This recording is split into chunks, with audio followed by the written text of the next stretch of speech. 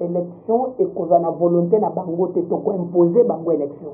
17 ans ya mpiaka, 17 ans ya solo na Kinshasa, 17 ans ya Mobulu, otali na majorité diabolique satanique. Au commun que c'est une majorité qui ne joue que sur le malheur de notre peuple. Attends, il faut chercher 50 000 candidats. Parce que la majorité, je ne sais pas, attends, qui est, vous votez les bangos, je ne sais pas. Moïse Katumbi candidat président et batteur politique en Boga Nabiso ba changer kana bango pamba pamba mais boya ngana za mpana zoka bola 200 batu molongo te wa yana ko mananga kuna ngana ko kende na ngate ngana zalaka muntu ba kumemaka lokola sakte soki azana projet de société aya na yango pour étudier tout le monde qu'est-ce qu'il faut faire alors biso faut combattre politique ya kanyaka to bundala politique ya makanisi Eliezer bato obeta masasi bango wana yo toza opposition so na régime ya Kabila oyo baonyongo kaka biso tolobelaka peuple nga nasali boloko ne ozomona omoni Peter Chani soki akritike gouvernement bakutindele bato koni mais obunibuni bamosusu oyo akritike bakangaka ye te mais le vrai opposant c'est le peuple abongwani pete po awangana nzambe ya le Nazarien le Nazarien.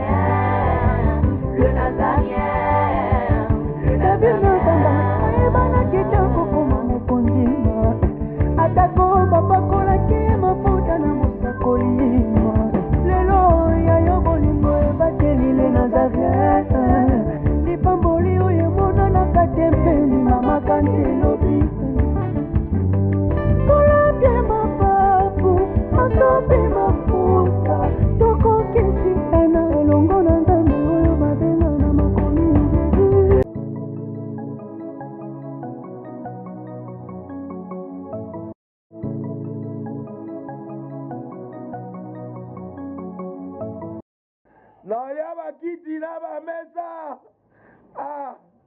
atanya ukondoko namona yo achayo na mwamba la minito na kata bena katikata saka fufu oui alors est-ce que tu veux boni et le côté et puis qu'il y a mon zéro en travailler tes micros donc dès que ça on est galère na niveau 0 tout ça là oui moi il n'a pas mbongo comment minité mais nazo tchela bino moi mukio naza nango na agence moko boye Nazareta. Caritas c'est du sérieux.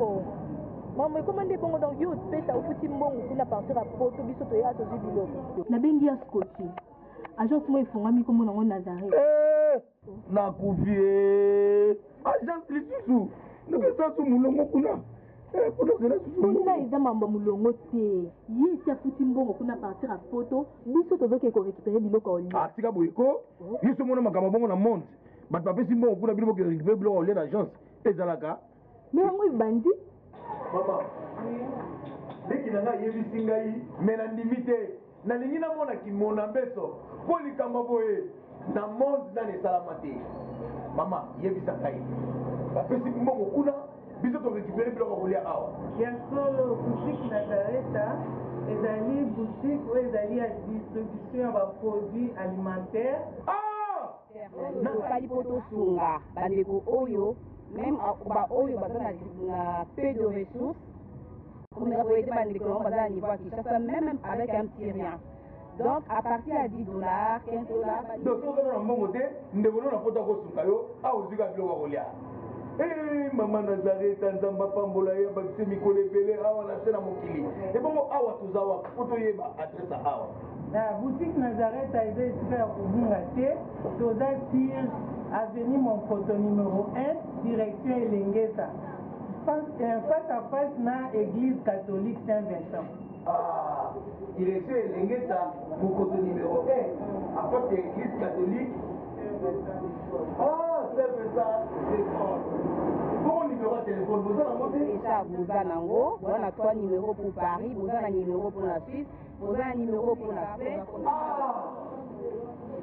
non Nazareta vous avez la Congo Sili Julia ngana kangisaki ya fufu ya modèle yo bazika na fufu oui Pour la Nazareth, on a un système en bimbi, dans Bongo Shingo. Bon, ok.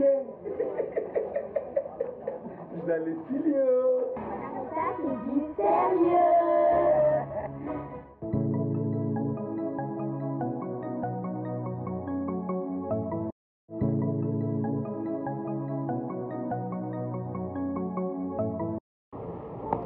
Merci beaucoup, avec plaisir, amis fidèles téléspectateurs de www.nazareintv.com. Nous sommes là encore une fois ravis de vous retrouver encore en contact avec vous dans vos postes téléviseurs, dans vos bureaux. Pisicagnon, sur vos amis, tu vas aller couper sa binombo, tu fais shalom dans ma botte na bino. Pambate, tu vas aller couper ta masolo en boka. Kaka na nege te loba. Na rubrique na biso masolo en boka, soyez d'abord le bienvenu. To tombe le bino bolamu, tu vas aller awa lelo na invité na biso surprise. Mais avant que nous continuions, ya kosombi ya makanisi elongo na mwana mboka oyo to yambeli bino lelo to ko mekampe ko sala un petit tour na technique di pai wapi mwana mobali kitoko oyo Valos Peli azwami a mekampe ko balancer quelques chants. Après on se retrouve tout ça.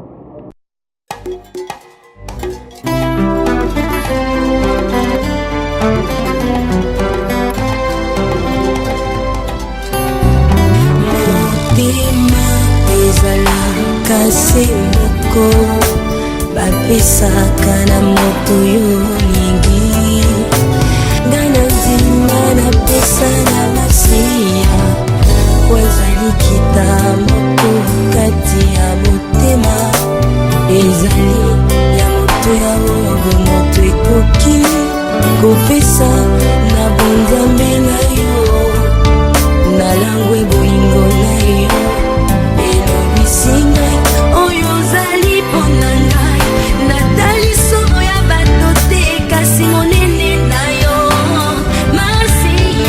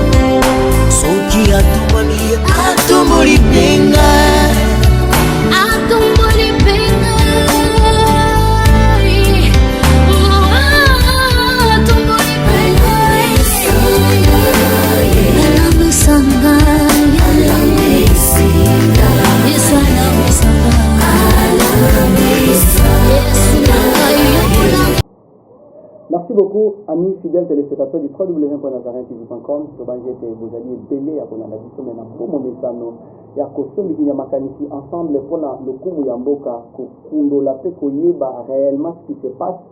Tozali Lelo Naïsengwa Koyambela Bino Mwana Mboka, Meda Kankolongo Azali, coordonnateur et en Congo en marche, ici à Kinshasa. Topesier, bonjour, Mwana Mboka, Meda Kankolongo. Merci. Bonne santé. Santé le kotambola ndeke mboka pe ali donc on est là on tient les coups na ba katikati ya kabili mais nous résistons. Vous résistez. Analyse nayo aussi le lobamoko na balandi ya www.nazareintv.com pour bazali kolanda lelo étant donné que c'est la première fois que vous passez sur nos antennes. Un mot à tous les fidèles téléspectateurs du www. Nani sengo makati ya kopesa bango mbote surtout bandeko na biso balili banda mboka. Bayebeke biso tozali awa topona lit parce que dans un pays où tout le monde bakomi kosolela kanyaka bato bakomi komona toujours leurs propres intérêts, nous nous sommes dit alors nous abandonnons tout mpona kosala ete Congo etombwama. Ce n'est pas facile dans un pays comme le nôtre. Vous savez, il y a beaucoup de contraintes. C'est que nous pouvons leur demander, c'est juste. Après, na bango na lit ko bisoto ko c'est la lit noble. Lit ko yozo senga makambo ebele. Malgré ça, on ne recule pas, mais on est debout pour faire chasser la dictature. Merci beaucoup. On est debout pour chasser la dictature, dit Médard Kankolongo, qui est le coordonnateur général du Congo en marche ici à Kinshasa. Je dirais en République démocratique du Congo. Mwanamboka. En un mot, qu'est-ce qu'on peut retenir de vous et aussi de votre équipe, je dirais plateforme Nayo à Congo en marche? Voilà, je suis passionné et alternant à la démocratie. Je ne suis pas tombé du ciel. Le Kola Moutunion, un jour, je suis dit, Fona Bundelambo Kanangaï, j'étais la partie travailler active Mikaï. On était de l'opposition, on a combattu la dictature. Nous nous sommes dit, personne ne peut rester au pouvoir par la force. Après, Kabila Mandana et Sili, il y a eu dialogue, nous nous sommes dit ok, parce que j'étais d'abord président fédéral pour la commune, après nayo comme interfédéral ville-province à Kinshasa, c'est moi qui dirigeais la ville, après nayo comme secrétaire national, après nous avons membre du bureau politique et à parti. Nous sommes dit ok, dans ces cas-là, comme tout le monde devait entrer au dialogue et Kabila a commis illégitime, travaillons dans le sens que tout ce qui est conforté na kati pour te azala ko salisa mapunami. Et tant que comme kuna na zalaki na occupé fonction ya j'étais celui qui s'occupait de la relation internationale, la relation extérieure et cabinet où na zalaki le numéro 1. Je vous dis na monique lolenge toliko kende le susu ezali ndenge toyokana kitibiso tokotaki mpona kobundela élection mais makomi komi kokende na ndenge ke ya kokumisaka Kabila. Alors j'ai écrit ma lettre en bonne et due forme. Le 23 juillet, j'ai déposé la démission. Donc, moi je suis un enfant de pauvre, Nzala. La vie en tout cas, merci pour la confiance au Sali. Nanyo Sopé Sibiso, mais n'a démissionné dans le cabinet. Quand j'ai démissionné dans le cabinet, il y a ministre, j'ai créé le Congo en marche. Congo, moi je l'ai créé autour de l'idée. J'ai constaté que dans mon pays, ça pose un problème. C'est-à-dire, nous, si le Congo ne décolle pas, si le Congo ne marche pas, parce que la politique se fait autour des individus, on est autour des idées. Et ça, vice-versa.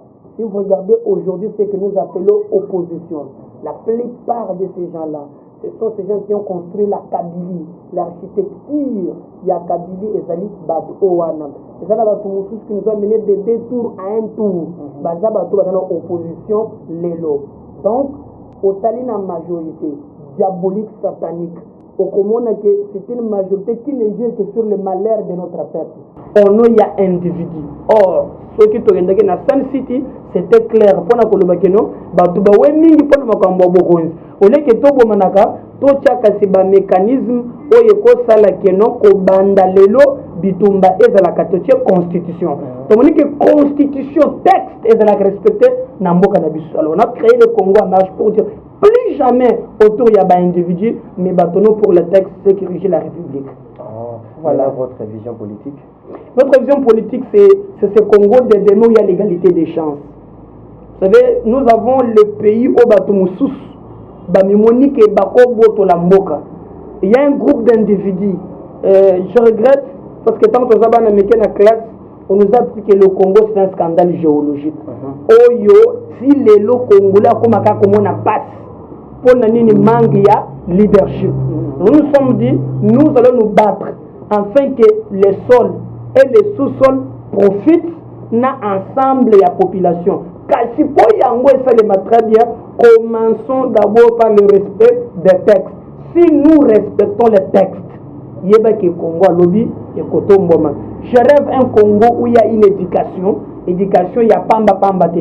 Au-dessus du plan enseignement, Congo marche sera au pouvoir de relever l'éducation. L'éducation n'est pas sur le plan, il y a université, chaque fois que vous avez 1050 000 sans diplôme, vous avez chemin. Tous les licenciés, tous les gradués sont des cambistes, vous allez recevoir.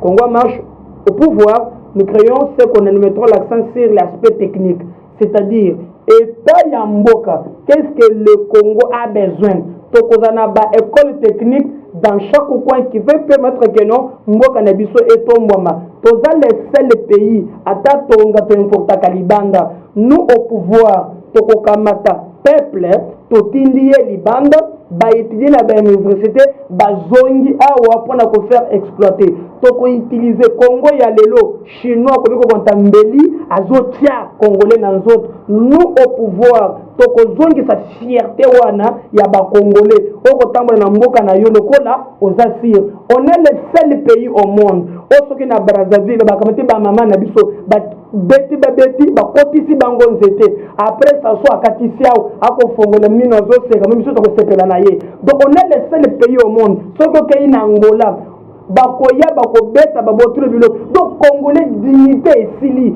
alors nous au pouvoir nous allons remettre fierté ya ozala congolais nata Mobutu on a crié sur Mobutu mais au moins à ce qui concerne la dignité ya congolais ezalaki respecté c'est pourquoi nous avons dit avec le Congo en marche c'est maintenant qu'ils doivent partir bato yo ba ramener biso na niveau moko ke toza sous peuple libanais okenda na zando ako traverser mutu ko banda 8h puis 24h au moment carton à la fin du mois $50 j'étais ngai na kotrela kambo moko avec un libanais pepe seki kanda ba policier bayaki na kote ke zoko talangate j'ai dit un libanais azo finga congolais yo mama na yo vraiment ça c'est outrepasser les limites na côté jusqu'à celle fois qu'on a créé des ordres de type police donc en bref nous allons prendre le pouvoir pour que zongi sa Congo na concert des nations pour que zongi sa Congo on entend des bagangala show qui tourne azo ganga ne kele kanga munoko na yo vous chez vous bozo nyoko la bato mboka na bino eza par terre nous aurons un Congo où on va coopérer na baninga mususu homme état et non comme à genoux. Le Congo aujourd'hui est un Congo c'est un Congo ya soni. Merci beaucoup. Moi Namboka Medar Kankolongo mais nakoyo kayo nandengo lobby pensez-vous que c'est facile puisque nakomona bilenge lokola yo côté le malelo pour na lutter contre l'alternance car nandengo zoloba ebele bali kokufa tomoni moi Namboka aussi Chimanga qui vient de partir kino lelo nzoto na izala na ndako malili vision na yo to lecture na yo ezani face à la mort de ton jeune frère qui est aujourd'hui Azar Okufa parce qu'il y a banda bozana yitumba moko vous pensez que ce n'est pas facile pour nous avoir pouvoir c'est bien de dire tu penses que c'est facile il y a les lots pour récupérer pouvoir comme vous les dites vous savez la vie a un sens même Jésus l'a dit quelque part il dit celui qui veut garder sa vie le perdra. Donc, la vie a un sens que si nous donnons cette vie pour les autres, personne ne restera éternel. Même Jésus qui était dit à Koufaka un jour. Moi, je ne vois pas vie na sens et à vie. Biso le 8 octobre, il y a 2017, ça la marche. Je peux te montrer non? Banini ya bambeli ya basoda ya moyebi te moi nationaliste noble le 8 octobre bakanga biso na niveau ya pont Matete na batu na biso Congo marche kasongo kamata ngai akamata CG na biso batu mususu tokenda na Ipekini ba mususu bakenda na Changu ba mususu bakenda bango na Matete grâce à l'intervention ya MONUSCO nde bateka bato mususu nous totikala kuna Georges Kapiyamba ya cage muto yako tikisa biso on nous a torturé vous n'avez pas l'idée mais kasi biso tolobi je lui ai dit en face koboma lelo bato mususu bande kokonza na Mobutu na mboka oyo bazwa bakombo nyonso lelo vena poto no bakomeko mele biso biloko na ba internet mukila bato nzambe kobetela kango tolo te lelo aussi azali te mais nakanisi aussi lelo monde entier kolobela ye bongo bango les bourreaux et puis nalobaka ke bato mususu batonaki ngana bandoko ne mususu ya basete mususu wo mais poni lobaka te que son homme repose en paix il ne reposera jamais en paix aussi longtemps qu'il y a baboro na basambi te bazana tango ke vu par exemple pembeni bato bazokende mosusu kokima ndenge baki to mona bamso ba na babot ya caoutchouc ils vont mettre des immeubles partout nous savons que cette région basée sur l'impunité yo mona wapi luzolo bambi ayate ba komona bango na liste apesi procureur ba to beta masasi bango wala nous toko bunda l'élite noble toko revendiquer les droits constitutionnels et puis masasi wana ba ko beta bato ezaba mbongo na biso muko soki yo sumbi savon soki yo futia sinel no donc tout ça va contribuer na ba contrôle na mbongo na biso moko nde bosola bango ba masasi pour nous protéger bongo masasi wana tango Rwanda zokota na frontière boki na junga à peu près soki 304 personnes on tue comme ça l'état zalaka wapi ba soda moko ya Rwanda on a tué nos militaires Rwanda na bango ya zongisi l'état zalaka wapi. Donc, ma face, c'est paisible citoyen. Non. Donc, on ne reculera jamais. J'ai l'expérience. Mais dans le peuple, dans l'histoire du monde, les peuples ne chouent pas. Kabila zana minduko le Blaise Compaoré. Azana minduko le Kadhafi. Azana minduko le Ben Ali. Bakamba peuple par défité peuple bakamba que ce qui a lingi na ko biso bato ba le Kabila azate moi avec Congo en marche je le conjugue déjà au passé bientôt peuple à cause de victoire na maboko makambo ko bongo mwana mboka Médard Kankolongo to betana na lisolo ya opposition vous êtes de quel côté vous en a katia opposition nini parce que Congo en marche c'est la plateforme mais tous na ba parti politique et opposition belé ozo solo la oza ensemble na banani nazana opposition ya bato bazana malweka bazali kozanga maya kombo na bango puisque toyebi ke na ba parti politique ya opposition ils belé oyo yebi mais au partager na banani unité donc esprit moko na utiko sala tourner moko bosotari na bilili bato bamona kingai nazalaki na Caméré nazalaki na Félix Kabonde Fayulu tout le monde bato j'ai cette personne qui na bango. Après même, je peux vous donner des photos par rapport les qui ezali. J'ai dit tout le monde pour solo li, mais opposition za bawana te. Opposition ya Kabila, eza bato chiba la kosi. Na bato na yeke no, na kofuta bino na 1600. After 920, vraie opposition ya ngwana. Ne prenez pas l'opposition en termes ya ba individu pour bato ba chanjaga. Ngaza na opposition wana oyo ba coutume la courant opposition ba ko nyokola mais les acteurs politiques opposition du peuple mais les acteurs politiques IDPS MLC tout le monde on peut toujours collaborer on peut changer les idées c'est bien mais lobby n'a pas l'expérience que acteurs politiques en boka na biso ba changer kana bango pamba oyo ko nyoko bunda lelo mwana moke oyo azo bokilo azo ba koko azo so bananka shibadeni ba ko nyoko bunda za la opposition non ozo mwana lelo tango akatifi les plus pire qui ba kabilis mais le vrai opposant c'est le peuple donc na za opposition ya peuple mais je garde une très bonne relation na bandeko mususu. Vision Noizanini, aujourd'hui, pensez-vous que l'opposition peut vaincre la plateforme opposition Ezobima? Écoute-tu vraiment convaincre destin et à la unité exatée? Unité et opposition est autour de l'individu. L'unité n'est pas autour de l'individu. Parce que nous, je crois que l'individu va changer la bango, tout ça, mais le peuple m'a convaincre. Mais bien on dit peuple ceux qui ont un leader le peuple c'est-à-dire nous sommes leaders diriger la biso la biso mais ceux qui ont notre bon côté pensez-vous que le peuple a relié bien à Ozala Kimia na ko que le peuple déjà za bomoko peuple a bien leader ozotangela ngawana eza leader moko ceux qui baza ini bien baza unité mais peuple a ko benga na dictature toyoka kiyo na point de presse otako sala il y a pas longtemps olobaki Bozali Koyoka n'a pas un candidat unique dans l'opposition. Et je crois qu'un petit peu me féliciter, je vous avais promis que nous avons contact. Au moment qu'il est là, MLC, na INC. Ensemble, non?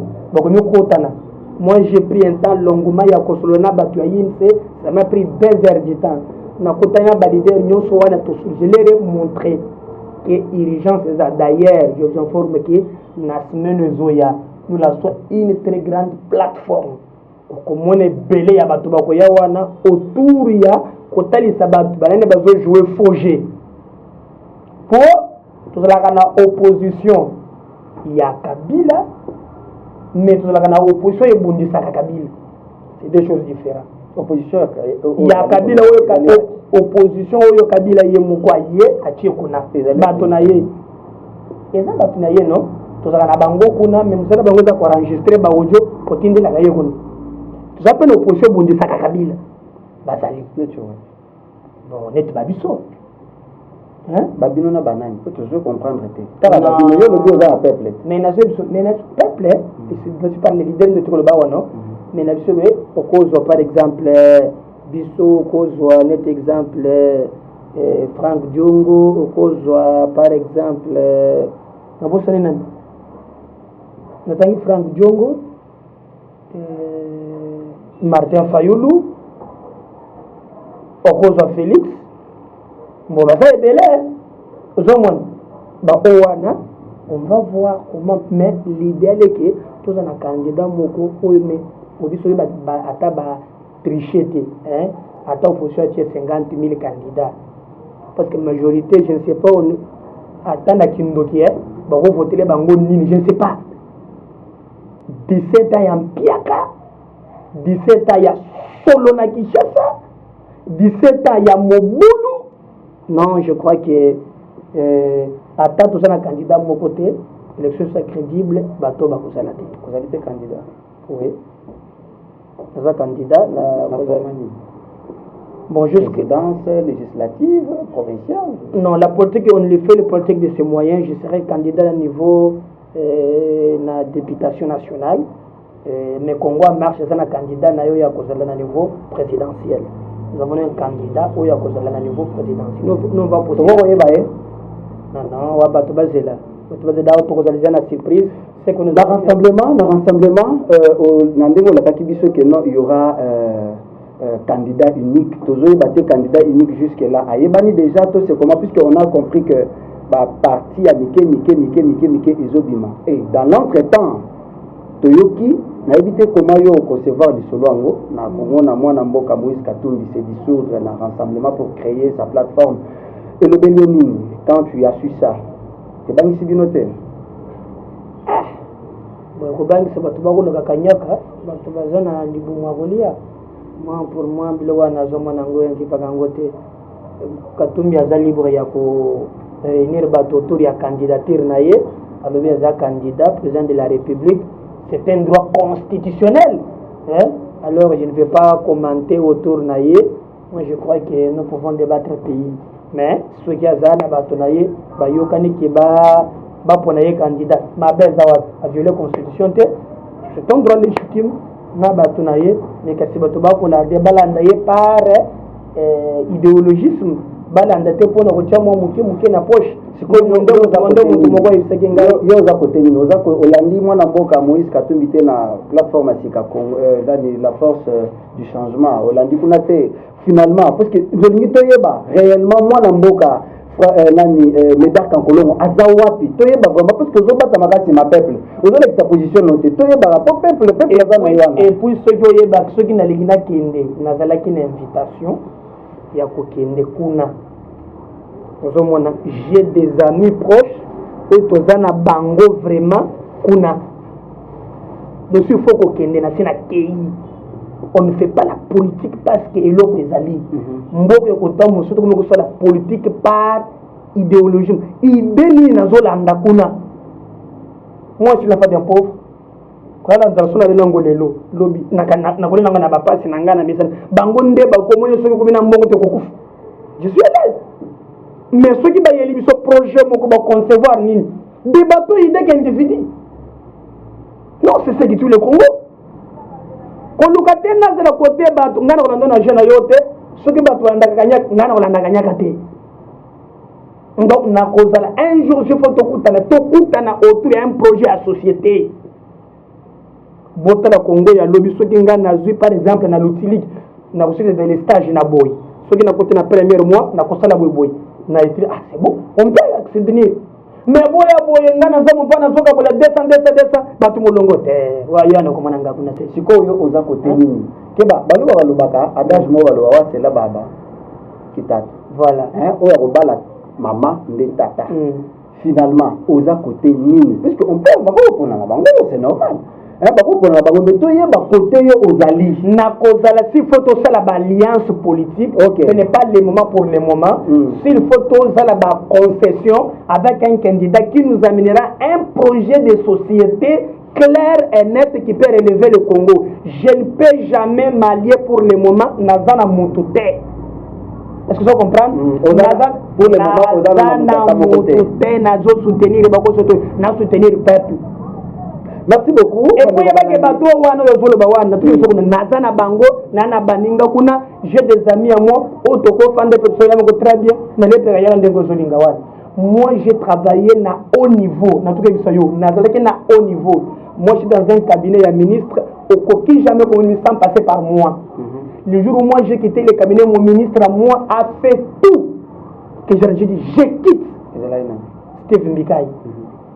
Et je peux vous amener ma lettre de démission. Là, c'est la politique parce que l'autre c'est non. Tout le monde n'a pas prochaine édition. Oui, au commun, il y a quelque chose qui n'est pas là. Et même quand j'ai démissionné, il m'avait fait une ordre de démission. J'ai 4 à 5 ordres de démission au Nafika. Je suis le seul quand on a nommé Batuna cabinet, il y a Mibale avec qui. On était avec Batibanga. La deuxième cabinet avec. Oyo muntu ko bondona ko mona nani yon peza nde oza bien placé pour la kisabe bato na toyi babango non premier ministre zo buba zo bondana soki na babuba na ngesi na ye na chibal la tango pa yaki vous avez vu que moi j'ai écrit comment que donc c'est-à-dire que quand j'ai quitté ce que ça pour na Kanyaka j'étais dans des conditions que j'étais très bien. Pensez-vous que Moïse Katumbi n'a pas un projet de société? Combien le projet de société n'a été? J'ai l'impression que Moïse mon souci c'est de les fidèles téléspectateurs du Nazaréen au travers émission ya masolo ya mboka balingi bayeba vérité yango basengi ke toluka mwana mboka medaka kolonga avec toute intégrité politique ya Moïse omelinde mingata na Nazarien bako comprendre que ya Moïse olandi mingi non Moïse achoka nyaka nali congolais nakoki jamais kolobaki nazwa kanyaka mais yo ozali molobeli ya peuple yango tolingi to bapotango biso topozaki question ozali kote nini nakoyoka yo nakozala ngai na bato oyo bana Moïse avant bakende na yebi le tenel un mois avant j'ai participé na baréunion musu na baninga na nga mususu na biso bango clair nga na kokende na nga te ozomona nga na kokende na nga te niteneza boye j'ai une invitation oyo il faut na kende na Kolwezi ozomona kaka na biloko ba politique na étudier na monike ba yelinga d'abord on a discuté autour ya ba idée na makambo ngana koloba kuna OK na kozozio na kokende ngana zalaka muntu ba kumemaka lokola sac te ce qui a dans la projet de société aya na yango pour étudier tout le monde qu'est-ce qu'il faut faire na lobby te ka kokate mais batu mingi ba kolandeza pona Kanyaka alors biso faut combattre politique ya Kanyaka to bundala politique ya makanisi bana mboka baza ebele tena le kambo Moïse to le kanan donc parce que tout le monde disait Moïse Martin Fayulu le candidat président Moïse ça va payer non Moïse Katumbi candidat président Félix Bontozo ebate mwana mboka nani ya Palu Muzito Adolphe ali pe sous candidat yo oponina na bango nyonso tu oza pour qui na pona muntu te ngai na moment oyo koya na ko étudier projet oyo pour na candidat c'est le but déjà qu'on a candidat pour au moment pour le moment na député national mais na zota la ndenge ezali sur le projet na lokuta ndako na ko bima pourquoi na congolais de moi na congolais lokola bango makile moi je connais des pères et des mères na congolais te oh ya zolo etengama non non non non non c'est quoi na congolais zolo etengama yo ebi bango le bel on ne fait pas il ali congolais ebele bazawa aza congolais tantôt belge tantôt canadien tantôt ebele nga na congolais pire koloka pire ya kosangisa te nègre ndio Congo papa mama baza ozolo normal makamyo kitoko ozomona eza te ya bando kokangisa eza te donc non je vais soutenir pourquoi pas tengai nga na kotana un leader je lui ai posé la question oh non tu peux venir mais papa non très bien bon yo ko soutenir ngate ko ne go fera soutenir yo c'est normal puis yo ko soutenir ngate soutenir pour nini puis yo ça ndengeni non et c'est comme ça que ben ça va chaîne ba drapeau ba mobiliser la kabango de que ça les na Congo non na Congo marche tout le monde a droit au chapitre. Tout le monde est leader. Venez chez nous, vous allez voir. Il y a des réunions, nous débattons des thématiques. Et je combats cela, le Congo de demain. Ce n'est pas parce que Ozuna Longwende, tant aux Angwende, tu revivre encore. Parce que tu as la caméra. Mais parce que na mois de juillet, j'ai fait des avions Congo et na tamboli na fin fond. Donc comme attaque avion lik so zo mona so za pona ngwende na pandi kuna na ngwende. Donc je suis pas quelqu'un, j'ai fait la politique, dans mon parcours muke, je sais que je fais mais je me bats pour les idées et non pas pour les bons. Merci beaucoup mwana mboka Médard Kankolongo. Toi dit ko koba na ko sombi kinyampe makanisi na o etali politique. Lelo et ali ko bangisa hote pe na éviter plan ni bozo préparer notre opposition. Plan ni bo ali ko préparer na kati kuna tomoni MLC ya mwana mboka Vital Kamerhe. Tomoni Palou ya mwana mboka Adolphe Muzito pe nani MLC ko sangana liboke bali ko travailler sur ensemble. IDPS bon tomoni kaka lolenge kani bana mboka bazali uniquement pour na lutter pour na réussite ya peuple. Maintenant Moïse Katumbi ali pe côté na ba radicaliste pe côté na bango. Il ko bangisa bino te ya omona ke bino moko ba opposition bozana na bomo côté boza bloc te chacun a ses idéologies. Mais ennemi bozana azana bomo kaza unique. Ali ko tali la bino ele ko bangisa bino te. Je crois que MLC na INC c'est à féliciter tout ça. Batu bazokotana on discute de plan B exact kuna na secteur ko sutoka lisusu ke bon plateforme soki madesu na supo ibimi soki batu nyonso bakotani yeba ke ata batie 50 candidats bato ya ngambu ata batie yango bakozwa na mboko yo te. Donc c'est un faux débat ata tozana 8 candidats mais bango po bazana bilan te bazana bilan ya choléra na faire bazana ko yé bokoka na biso no bango bazana bila ya choléra, bila ya mabulu, bila ya fumu Kinshasa. Yongo no choléra kota na Kinshasa capitale. Kimbuta saka so utiwa pia bande kubuka ba mama tout ça. Donc je vous dis que ce qui est ici candidat comme opposition et composé nango problème te bato bakoyokana déjà ban grand cercle on ezo salema nous encourageons ça des moments le président sur autour d'une table bato Moïse bato Fachi bato nini basangani bazigaje comme candidature moko ekokende mais teza de toi bao bazana ngambo bakosala elokote bao bazana ngambo bakosala elokote. OK, merci yo lobini ni vision ezali ni par rapport ya nani ya calendrier électoral omoni yango na lisu calendrier calendrier machine à tricher zate machine à voler zate nanga tio kutia makambo na yo ya batisiye moko. Nous sommes très vigilants, très regardants. Comment vous êtes satisfait que non élection dans le... Non. Ils ont le logo côté Bantangambo, le Baba Sala. C'est une majorité diabolique, satanique. Il ne dit qu'il n'a qu'au ça. Vous avez yo sommes un calendrier, ya wapi, le petit calendrier, battu contrainte. Ou, na petit calendrier, parce que na moi tel, et à la carte. Chadar, ya yakia, non? On peut dépasser 1 mois ou 2 mois. Or, Chadar n'a gimoni Chadar. Parce que Chadar, il a défié la haute cour dans ce pays, dans les Kangwakazem. Donc, on est regardant, mais nous avons dit c'est maintenant qu'ils doivent partir. On est en train de mobiliser notre appel, parce qu'on a conscience que c'est le peuple qui gagne. C'est le peuple qui est debout. Si un peuple est debout, aucun dictateur, aucune arme ne peut défier notre peuple. Parce qu'un peuple à colère est plus qu'une bombe atomique. Il y a solo élection que là. Élection et cause la volonté na bango te toko imposer bango élection. Un mécanisme ni puisque la seule institution organe pour organiser l'élection et la kaka yo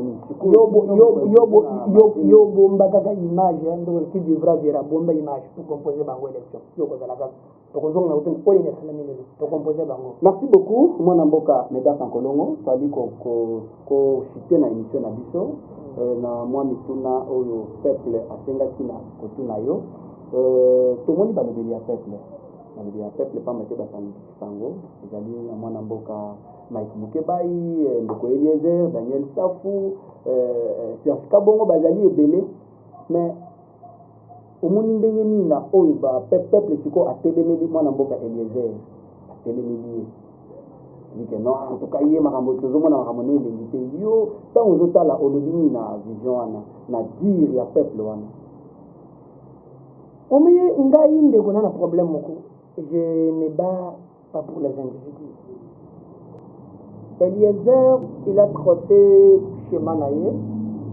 Nga nazo mwana ndenge azo matamata. Nayebi quand même moi muke.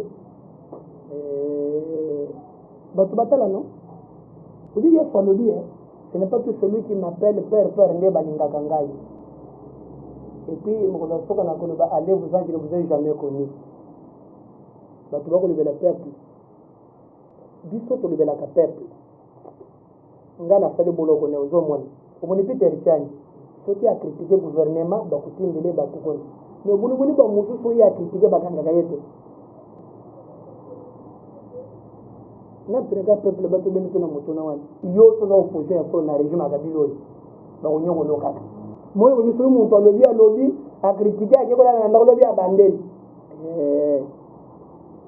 oyena émission mususu tukubeta masolo wana ma société dans la caméra mutuna na ngali boy na obandela yango penza po na moni obeteli biso na mwa lisese pamba te bana nazaréen bamesana polele na rubrique penza masolo mboka polele yango balobi ke bolukela biso mwana mboka Médard Kankolongo abeta yango pe apolele tali na balobeli ya peuple o to bengi ba journaliste to bapanzisa mais na bango nyonso toali na mwana mboka Mike Mukebai tozali na ba Peter Tiani toali na ba Daniel Safu bazali ebele mais pona nini peuple ali kotelemela kaka mwana mboka Eliezer mais nalingi te omoni mituna eza ya yo biyano eza ya nga kolinga te nga na répondre oyo oza na mutu na yo oyo répondre biso na masese tika na répondre na masese oyo wana mituna ya yo biyano donc yo oza na susi nini oza na mutu na yo nakolanda na nzela na yo te bana nazarie balanda nga très bien nalobi boye biso toyali awa na Kinshasa awa soki ozali contre Kabila bakonyokola yo na pesa exemple Peter Tiani kala mingi te batindeli ye mbura na bato bakanga ye kasi bandu mosusu ozotangela nga wana Mukeba oti okokota prison awa babiti bongo bamosusu boni ngampe soki ngade 8 octobre toleka na bakasho tutu so basicatrice kobeta moyen te boni bamosusu bango bazalaka à l'aise point d'interrogation entre guillemets soki bolobaka ndenge nini nalobi sérieux ezaka na basérie non tocheba épisode 2 tokozongela ngo. Merci beaucoup bandeko balandi à www.nazaréentv.com. C'était votre émission que vous aimez tant, Masolo Mboka. On ne cessera plus jamais de parler les affaires de notre pays, étant donné que nous sommes congolais, nous sommes dedans avec tout amour que nous avons, comme dit le professeur Simo Boka qui dit debout congolais, restons nos fronts longtemps congolais. Nous avons vraiment ce plus grand souci là. Moi Namboka Médard Kankolongo, Biloba Suka, Pona, Balandi ya Nazaréen, Nyuso Bali Kolanda na Ngonga Oyo. Qu'est-ce qu'ils peuvent retenir? Ces perspectives na yo. Pona, attente au bango bazo zele la bino, na koyoka oyo solobi ezali. Merci, na bandeko na biso bali libanda partout bakolanda biso bayebake Congo oyo kobonga. C'est un don de Dieu. Moi je suis un serviteur de Dieu, j'ai la foi en Dieu. La Bible nous dit d'espérer contre toute espérance. Bandongolo miso ekala mingi te bakokende. Akotekela biso mboko na kimia ifera beau vivre. Mais kasi on a un problème la culture na biso. Mingi les gens se critiquer dans notre pays, toute particularité à Congolais, nous ne nous soutenons pas mutuellement. Alors, l'île, c'est fort. C'est pourquoi nous infiltrons, nous faisons n'importe quoi, parce que nous avons soudé. Les Congolais, nous avons soudé à l'extérieur, partout où vous allez. Vous allez unis, vous allez moko, Congo et lobby et co-chargé. On peut toujours, partout où on passe, on nous demande toujours nos contacts. Vous nous écrivez plus 243 89 87 76 041 plus 243 89 87 76 041. Bien, vous nous écrivez carrément Congo à marche 2017@gmail.com. Donc nous sommes là, que le Congo de demain gagne dans la Congo. Merci beaucoup, amis fidèles téléspectateurs.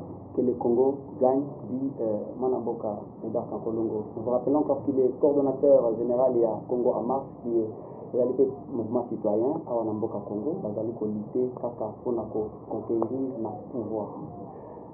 Si vraiment vous nous avez suivis, dites alors merci à celui qu'on appelle, je dirais mon coach, Madame Tiffany Mokwa. Merci également à vous. Merci également à mon réalisateur. Merci bien à Madame, Namoni Yambibiso, c'est très bien. C'est gentil, je crois que les Anda Bonabi. Comment est Madame Tiffany Mokwa? La princesse. La princesse, Madame Tiffany Mokwa. Il a l'IP député, il y a un député ici, il a raté. Il y a parlement, peut-être.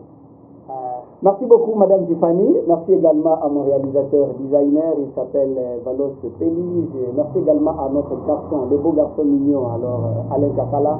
Merci également à mon ami Billy Biloma. Merci à toute la communauté chrétienne partout dans le monde du Père. Vos amis, c'était la voix de votre humble serviteur, Larsen, fils à papa. Cette émission là n'a dédié à mon abattu nyonso, au bazolité, ba homme politique nyonso, au bakufa, na obali na bomo, n'a dédié dino émission oyo. Merci beaucoup. On se retrouve à la prochaine.